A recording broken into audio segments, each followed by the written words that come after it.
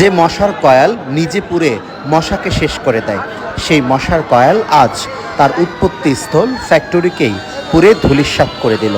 মুহূর্তের মধ্যে দাউ দাউ করে আগুন ছড়িয়ে পড়ল সর্বত্রে। ঘটনাটি হচ্ছে গাজীপুর জেলার শ্রীপুর উপজেলার গড়গড়িয়া মাস্টারপাড়ার তুলা গবেষণা কেন্দ্রের পাশে অবস্থিত একটি কয়েল ফ্যাক্টরি। আজ দুপুরে হঠাৎ করে ভয়ঙ্কর বিস্ফোরণে অগ্নিদগ্ধ হয়ে দাউ দাউ করে বিষাক্ত আগুনের লেলিহান শিখা মুহূর্তের মধ্যেই ছড়িয়ে পড়ে সর্বত্রে। পরিস্থিতি একেবারেই নিয়ন্ত্রণের বাইরে।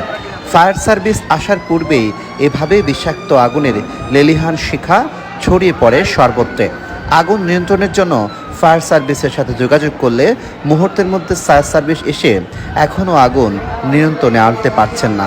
এতে করে আশেপাশের মানুষের মাঝে এখন আতঙ্ক, উৎকণ্ঠা, আবেগ।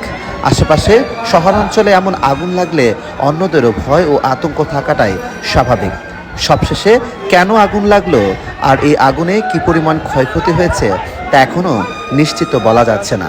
এখন শুধু একটাই কাজ, আগুন নিয়ন্ত্রণ করা, যেন কোনোভাবে আগুন অন্যত্রে ছড়িয়ে না পড়ে সেই চেষ্টায় চালাচ্ছে সাধারণ মানুষ, স্বেচ্ছাসেবী ও ফায়ার সার্ভিসের সদস্যরা।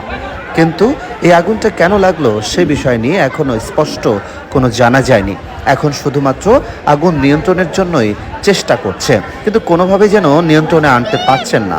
যত সময় যাচ্ছে ততই আগুনের গতি আরও বেড়ে চলছে।